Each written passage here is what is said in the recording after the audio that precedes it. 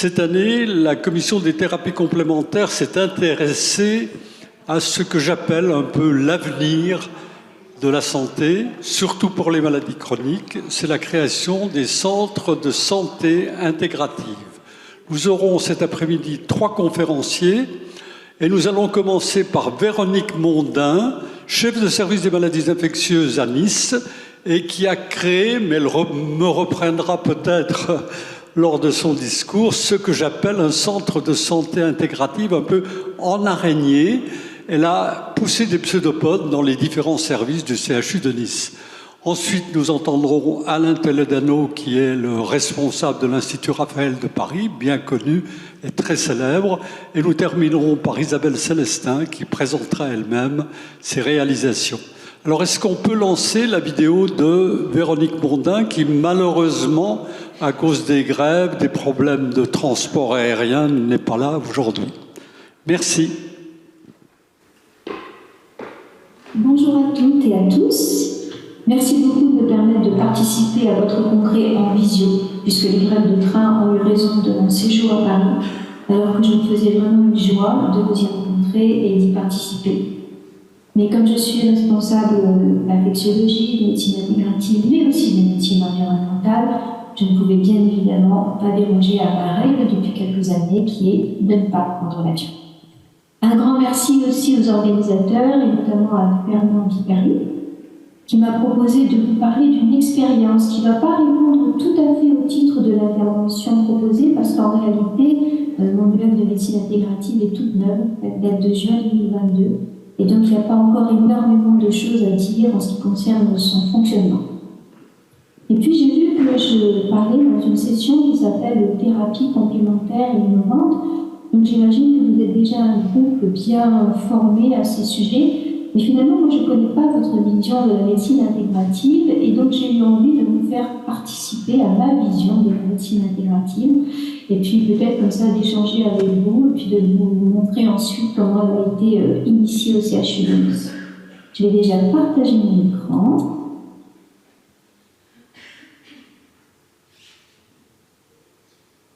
Voilà. Alors,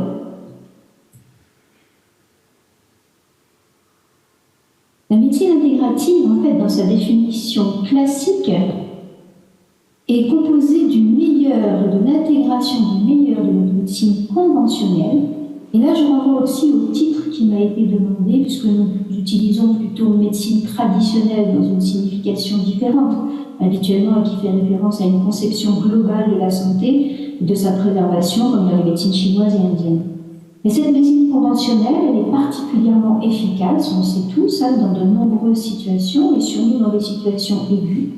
Et on intègre là avec des pratiques appelées complémentaires, ou encore interventions non médicamenteuses, qui sont représentées par ces symboles. Et quand on regarde ces symboles, en fait, on y voit les éléments clés de la préservation de la santé, de l'hygiène de vie, que sont l'alimentation, l'activité physique, le lien avec la nature ou avec les autres, le développement personnel, et puis les pratiques corps-esprit, tous les éléments finalement que notre mode de vie actuel a mis à mal.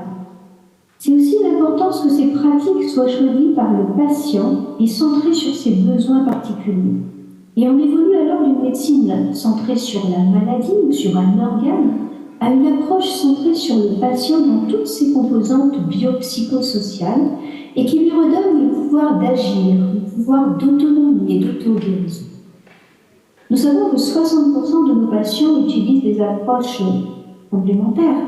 Malheureusement, ils le disent rarement à leur médecin référent de peur de son jugement. En fait, bien sûr, les pratiques que nous utilisons sont toutes parfaitement validées par la science, mais il ne faut pas se cacher que par une mauvaise information, les patients peuvent aussi être attirés par des pratiques farfelues ou utilisées par des praticiens insuffisamment formés, et que tout l'intérêt de faire entrer la médecine intégrative en établissement de santé, dans les CHU, est aussi de cadrer formation et thérapeutes afin d'offrir à tous des soins sécurisés. Nous venons donc là de voir 2 niveaux d'intégration, conventionnelle et complémentaire, et intégration d'un patient dans toutes ses singularités.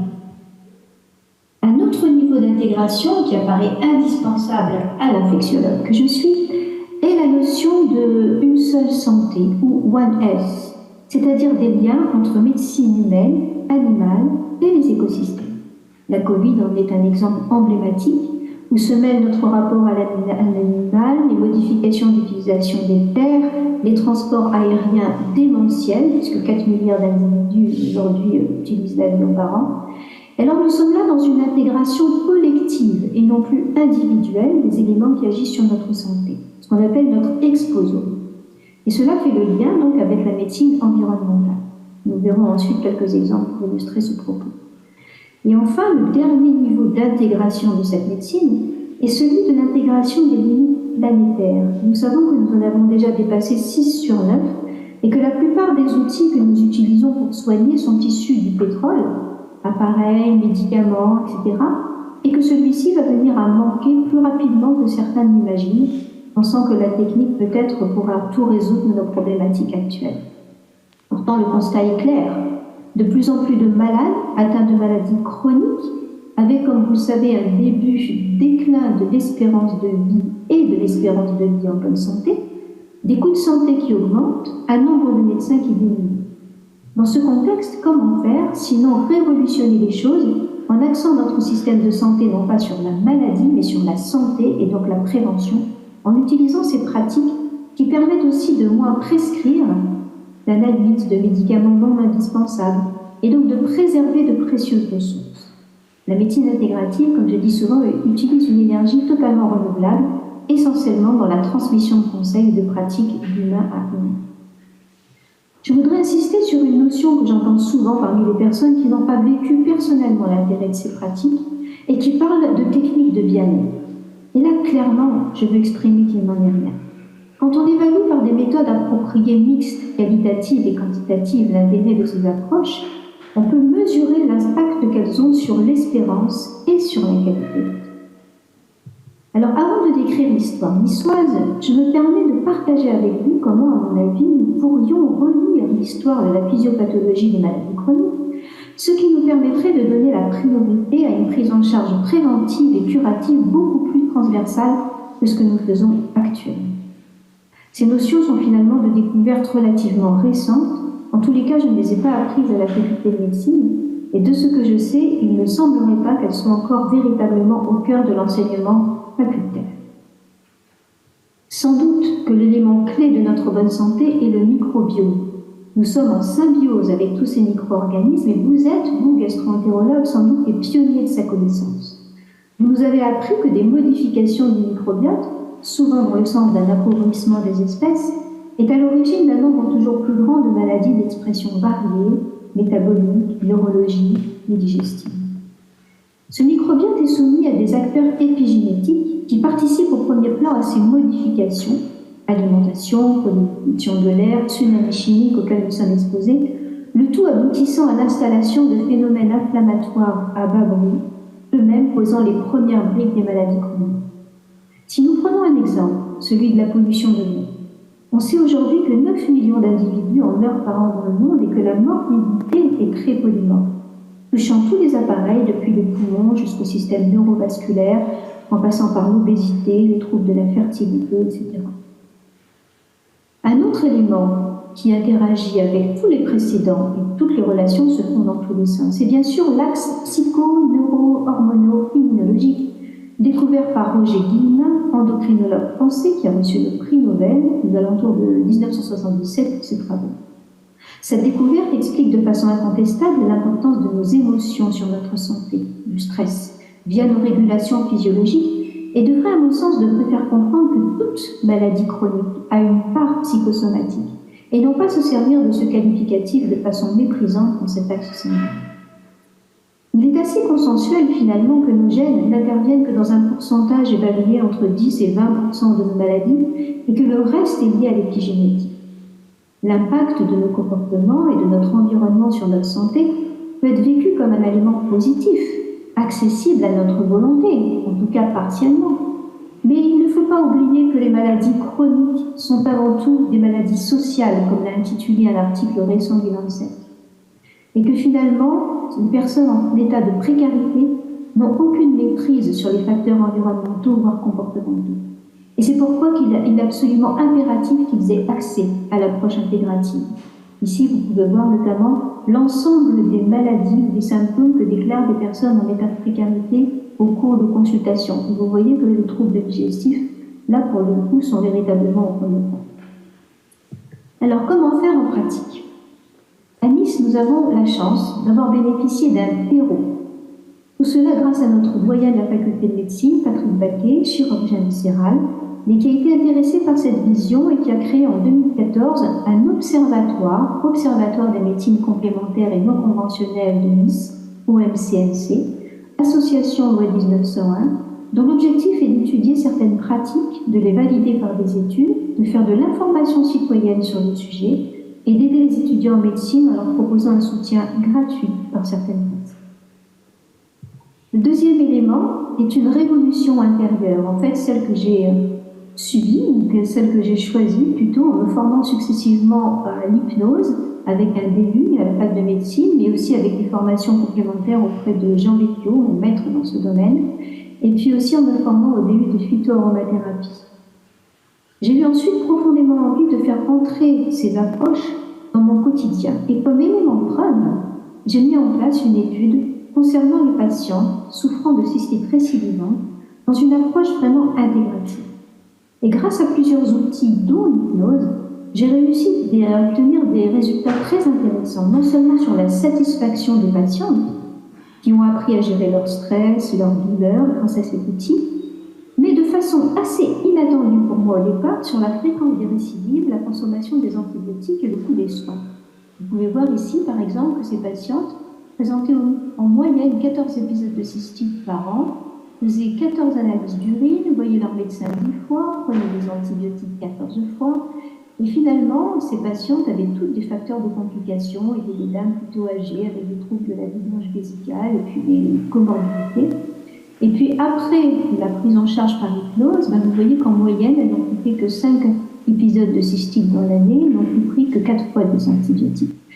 Et ces résultats quantitatifs m'ont vraiment beaucoup impressionné. La satisfaction des patientes était importante, 73%. Et donc là, vous voyez qu'il y a en fait 3 gros tiers dans lesquels on peut répartir ces patientes, et un tiers d'entre elles n'avaient plus fait du tout de cystite au cours de cette prise en charge évaluée à plus d'1 an. Alors finalement, je crois que c'est vraiment grâce à ce premier travail local, maintenant j'ai 800 patients dans cette cohorte au niveau du CHU, que finalement les portes du CHU se sont ouvertes et que la CME m'a permis de présenter cette approche intégrative en janvier 2020. Le pôle parcours patient m'a aidé, le service qualité, la direction générale des soins. Et finalement, petit à petit, cette dynamique a abouti, donc après quelques mois d'organisation, à la création de cette unité de médecine intégrative en juin 2020. Une équipe s'est aussi identifiée, dont je vais vous parler un petit peu plus tard. Ce que nous avons fait, c'est que nous avons souhaité interroger les soignants et les patients sur leur vision de la médecine intégrative. Nous avons envoyé des mails aux soignants par leur boîte mail, et nous avons eu quand même pas mal de réponses, 251 réponses, dans lesquelles on voyait bien qu'au niveau institutionnel, il y avait une attente importante par rapport à ces pratiques et que les soignants eux-mêmes pouvaient aussi en bénéficier pour eux et pour leur famille. Actuellement, nous sommes en train donc de créer une équipe formée par des médecins et des soignants internes au CHU, mais aussi au moyen de conventions avec des personnes extérieures, avec pour chacun une discipline phare, soit la méditation, l'hypnose, la nutrition intégrative, phytoaromathérapie, médiation animale, art-thérapie, médecine traditionnelle chinoise. Nous sommes en train de rédiger un livret explicatif qui va nous permettre de créer un outil pour partager un vocabulaire par rapport à ça, et puis quelques moyens de nous joindre facilement. Nous n'avons malheureusement pas encore de lieu consacré à cette activité pour l'instant. Alors nos missions, quelles sont-elles ? D'accompagner à la mise en place de projets et de protocoles de recherche, notamment une recherche médicale et soignante, en essayant toujours d'utiliser une méthodologie vraiment très clarifiée aujourd'hui grâce à des personnes comme Laurence Verneuil, Grégory Dino, qui nous ont bien expliqué qu'il fallait associer des paramètres quantitatifs et des paramètres qualitatifs. Organiser des consultations de médecine intégrative qu'on peut faire pour le personnel soignant, mais aussi pour les patients externes ou intégrés dans des hôpitaux de jour, ponctuellement, éventuellement pour des patients hospitalisés. Et puis surtout, ce qui me paraît très important, c'est acculturer les médecins et les soignants à ces pratiques et former donc tous ces médecins à l'approche intégrative. Et notamment, j'ai un focus un petit peu sur l'hypnose conversationnelle que j'essaye de pratiquer au quotidien et de transmettre à tous mes étudiants. Alors, je crois que savoir parler à un patient est la première étape de la bonne réalisation de son métier de médecin. Enfin, ce que nous souhaitons faire, c'est créer des liens avec la ville dans le cadre de parcours de soins intégratifs, notamment avec des maisons pluriprofessionnelles qui développent pas mal ça en ce moment, en permettant que ce soit des professionnels vraiment validés qui soient intégrés dans ces maisons. Alors nos objectifs, bien sûr, c'est de faire de cette activité un atout d'attractivité pour le CHU. J'insiste beaucoup sur ce contexte d'accès aux soins pour tous, pas de médecine à deux vitesses, comme peut-être dans certains pays c'est quand même le cas, toujours dans le cadre de la sécurité des soins et de la transparence, afin qu'il n'y ait absolument aucune opacité par rapport à ça, notamment dans des pathologies où il peut y avoir quelquefois des contre-indications. C'est important que l'hôpital se positionne par rapport à une concurrence qui n'est pas négligeable quand même. Il vaut mieux avoir donc des partenariats. Le point de difficulté encore aujourd'hui reste les problèmes des financements, puisque nous avons la chance d'être intégrés dans un pôle qui est excédentaire, le pôle de santé publique et de psychiatrie, mais il est probable que nous aurons besoin quand même d'avoir des financements externes, de l'ARS, la CPAM, peut-être des mécènes divers et variés. En tout cas, le but ultime, c'est vraiment d'améliorer la qualité des soins et la relation soignant-patient en permettant que l'hôpital ait une bonne renommée, en n'oubliant pas que le financement va bientôt être un financement à la qualité, en renforçant le partenariat patient, puisque vous savez que maintenant il y a beaucoup de patients partenaires et qu'il est très important que les patients expriment et soient même à l'origine de la création de ces parcours patients. Et puis rassembler les différentes disciplines médicales autour de ces grands principes d'installation des pathologies chroniques afin d'augmenter aussi la transversalité de l'enseignement. Il faut en même temps être conscient qu'on pourra comme ça épargner des ressources, promouvoir la culture de la prévention. Alors, cette pratique et cette mise en place à Nice n'est pas spécifique, bien sûr, à la région 06, puisqu'en fait, elle s'intègre dans l'enseignement national. En effet, la médecine intégrative rentre à la fac, puisque à partir de cette année, normalement, les étudiants vont avoir à apprendre un item, vont pouvoir répondre à un item 327 au cours de leur concours de l'internat, avec un corpus qui a été écrit par Julien Mizard, qui est un membre du CUNIC, le Collège universitaire des médecines intégratives et complémentaires, que vous connaissez sûrement, et qui a donc créé un e-learning et puis des fiches synthétiques. À cet enseignement de base commun à tous va s'associer quelques heures d'un enseignement facultaire spécifique donc à chaque faculté. Et là, sans doute qu'il y aura des disciplines qui seront peut-être un petit peu variées en fonction de ce que les différents établissements auront déjà installé dans leur pratique. Donc chez nous, on va mettre en place un enseignement sur l'hypnose, la méditation, la médecine chinoise, l'ostéopathie et l'art-thérapie. Cet enseignement aura lieu en 4e ou en 5e année de médecine. Alors nous avons également mis en place une façon de travailler avec plusieurs éléments et plusieurs établissements du groupe hospitalier de territoire, ce qui nous semble très important de pouvoir justement échanger des pratiques et faire en sorte qu'il y ait un maillage territorial au niveau de toutes ces façons de faire. Donc au niveau de notre GHT 06, vous voyez qu'il y a des personnes impliquées dans l'hôpital pédiatrique à Nice, des personnes impliquées à Cannes, à Antibes et à Grasse, ce qui nous permet vraiment de mailler un petit peu ce territoire. Et donc au-delà de cet écosystème local et régional, nous travaillons aussi dans un contexte national, puisqu'aujourd'hui il y a beaucoup d'entités, j'ai envie de dire de plus en plus d'entités qui ont envie de travailler autour de la médecine intégrative. Donc j'en citerai que quelques-unes que vous connaissez sûrement, j'ai déjà parlé du CUNIC. Tout à l'heure, Isabelle Célestin va parler de l'UFPPC.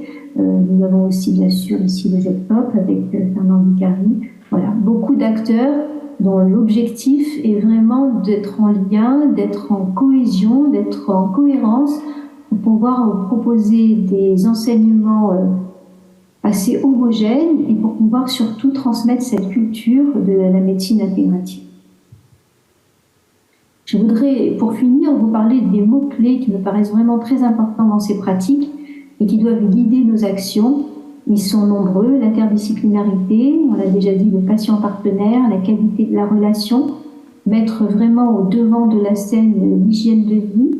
C'est une médecine écologique, l'autonomisation de nos patients, l'individualisation, de façon à ce que ce soit une médecine personnalisée, l'interdépendance, on a vu tous les éléments qui nous composent, mais aussi avec les autres, la cohérence, et puis surtout les co-bénéfices santé-environnement, qui font aussi le lien avec cette médecine intégrative et environnementale, puisqu'à chaque fois que quelqu'un prend soin de sa santé, en général, il y a un bénéfice associé sur son environnement.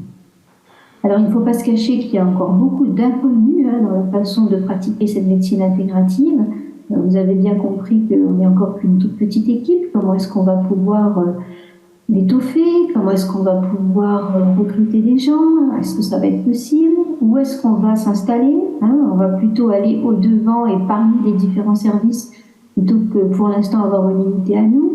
Comment va-t-on faire? Est-ce qu'on va faire des consultations? Est-ce qu'on va s'intégrer dans des hôpitaux de jour? Comment est-ce qu'on va organiser tout ça? Les protocoles de méthode de recherche, quelle va être vraiment la méthodologie précise? On a plutôt envie de faire un patient qui sont propres témoins, qu'on va réévaluer 3 à 6 mois après sur des paramètres à la fois qualitatifs et quantitatifs. Donc tout ça est en cours de réflexion. Il faut savoir quand même qu'on a déjà plusieurs services pilotes avec lesquels nous savons que nous allons pouvoir commencer un travail, notamment la neurologie ou la filière de soins des scléroses en plaques attend que nous soyons organisés pour pouvoir participer à la prise en charge de leurs patients, mais aussi les patients dépressifs chroniques sévères et également les transplantés rénaux, donc tout autant de patients qui n'ont pas jusqu'à présent véritablement bénéficié d'approches intégratives, comme ça peut être le cas notamment particulièrement dans la filière des cancers, avec tous les soins de support et que M. Toledano va nous commenter tout à l'heure. Alors quoi? Là aussi, nous allons avoir des pratiques que nous allons enrichir au fur et à mesure. Et nous aimerions beaucoup faire tout ce travail véritablement en binôme et dans le cadre d'un esprit d'équipe avec les médecins référents. Quand, voilà, et pourquoi je pense que, et j'espère que je voulais démontrer, que je vous ai expliqué pourquoi il fallait absolument avoir ces approches qui, à mon avis, peuvent être implantées dans toutes les maladies chroniques aujourd'hui. Je vous remercie beaucoup de votre attention. J'espère que vous allez avoir quelques questions à me poser. À bientôt.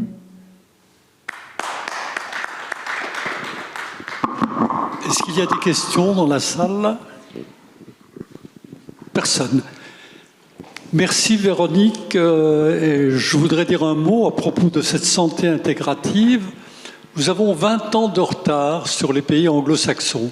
Mais heureusement, les choses s'accélèrent et on a l'exemple, par exemple, d'une mutuelle en Ille-et-Vilaine qui nous suit depuis nos premiers congrès faits à Nancy du JETCOP en 2016. J'ai vu dans la presse il y a une semaine qu'à Toulon, un centre venait de se créer. Dans la région nancéenne, on est en train d'en mettre un en place dans une ancienne ferme rénovée auprès de la colline de Sion.